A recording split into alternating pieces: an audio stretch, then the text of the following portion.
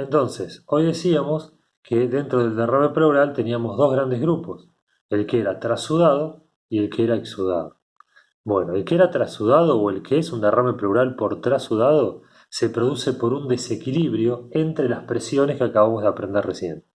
Hay un desequilibrio y por algún motivo o aumenta mucho la presión capilar, que sería esta, aumenta mucho la presión que saca el agua, o disminuye mucho la presión que hace que entre el agua nuevamente al vaso sanguíneo. Esa alteración hace que el agua salga y no entre, entonces se acumula en los tejidos. En este caso se acumula en la cavidad pleural y por lo tanto tenemos el derrame pleural de tipo trasudado. Bien, entonces el derrame pleural de tipo trasudado se produce por alteración de las presiones y tiene un aspecto transparente con pocas proteínas. ¿Cuáles son las principales causas de este derrame pleural por trasudado? Son todas patologías que no tienen que ver con el pulmón, sino que tienen que ver con esta alteración en las presiones. Y ahora les voy a explicar. Los casos, principales causas de trasudado: insuficiencia cardíaca, insuficiencia renal, insuficiencia hepática o cirrosis hepática, que podemos decir principal causa. En estas tres causas, o estas tres principales causas, generan las condiciones para tener un trasudado. Vamos a repasar la primera, insuficiencia cardíaca. Recuerdan el corazón, ¿no es cierto? Bueno, teníamos el ventrículo izquierdo por donde salía la arteria aorta, teníamos el ventrículo derecho por donde salía la arteria pulmonar, ventrículo derecho, la aurícula derecha donde llegan las cuatro venas pulmonares, y acá teníamos la aurícula izquierda donde llegan las cuatro venas pulmonares, y la aurícula derecha donde llegan la vena cava superior y la vena cava inferior. En la patología de insuficiencia cardíaca significa que el corazón no puede bombear sangre, está insuficiente. Por lo tanto, si el ventrículo izquierdo no puede bombear sangre por la arteria aorta, la sangre queda estancada en el ventrículo izquierdo. Si acá queda sangre estancada, la sangre de la aurícula no puede pasar al ventrículo o dificulta el pasaje porque este bombea muy poco, no está bombeando. Entonces se acumula sangre en la aurícula. Si la aurícula izquierda está llena de sangre, el retorno venoso, es decir, la llegada de sangre por las cuatro venas pulmonares de esta sangre oxigenada también se ve dificultada. Entonces, la sangre queda remansada en el pulmón, porque el ventrículo derecho le manda sangre al pulmón. Pero esta sangre pulmonar no puede salir por las cuatro venas pulmonares ni llegar a la aurícula izquierda para ir al ventrículo izquierdo para salir por la aorta. Por lo tanto, queda remansada la sangre en el pulmón. ¿Qué va a generar esta sangre remansada en el pulmón? Va a generar un aumento de la presión sanguínea capilar, porque la sangre adentro del pulmón queda remansada.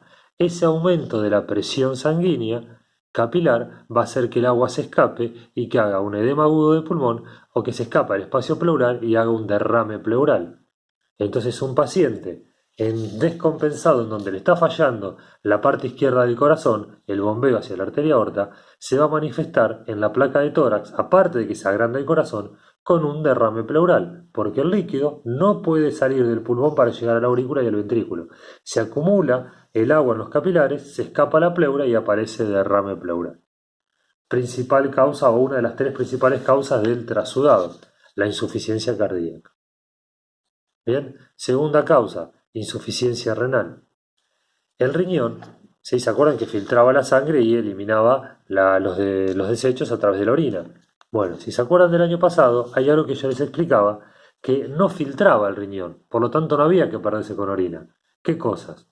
Ni los glóbulos rojos, ni los glóbulos blancos, ni las plaquetas, ni las proteínas. Eso era lo que no filtraba. Filtraba todo el otro que era lo más chiquito. Bueno, en los casos de insuficiencia renal, el riñón, o cuando se afectan los glomérulos, las glomerulonefritis, el riñón empieza a filtrar las proteínas y a perderlas con la orina.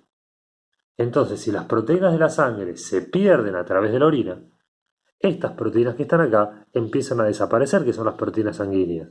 Si desaparecen las proteínas sanguíneas, entonces la presión osmótica, que estaba dada por esta diferencia de concentración, se pierde. Es decir, que la fuerza que hace que entre el agua dentro de los capilares está perdida porque perdimos las proteínas de la orina. ¿Qué hace el agua? Se acumula en los tejidos. En este caso se acumula en la pleura y produce derrame pleural.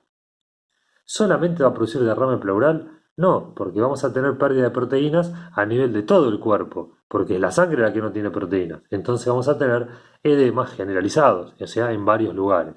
Pero hoy nos está interesando derrame pleural. Entonces, primera causa de trasudado, insuficiencia cardíaca. El corazón no bombea, se acumula sangre en el pulmón, derrame pleural. Segunda causa, insuficiencia renal. Se pierden las proteínas por la orina, no hay presión osmótica, derrame pleural. Tercera causa, la cirrosis o una insuficiencia hepática. El hígado no puede producir proteínas. Si se acuerdan, el hígado era el que metabolizaba y era el que producía las proteínas plasmáticas a partir de lo que se absorbía en el tubo digestivo. ¿Se acuerdan cuando estudiamos la vena porta? Que todo lo que absorbíamos pasaba por el hígado. Bueno, si el hígado está insuficiente, no va a poder fabricar estas proteínas. Y de vuelta, si yo no tengo las proteínas dentro de los capilares sanguíneos, entonces pierdo la presión osmótica y el agua no ingresa. Si el agua no ingresa, se acumulan los tejidos en forma generalizada, pero en este caso en la pleura y tenemos un derrame pleural. Entonces, para repetir y cerrar el video, el derrame pleural, que es por tipo trasudado, está producido por un líquido que es transparente, que tiene pocas proteínas, que no es de origen inflamatorio, y se produce este trasudado porque se alteran las presiones. En patologías generalmente ajenas al pulmón, ¿cuáles son las principales causas de derrame pleural por trasudado? Insuficiencia cardíaca, insuficiencia renal, insuficiencia hepática o cirrosis.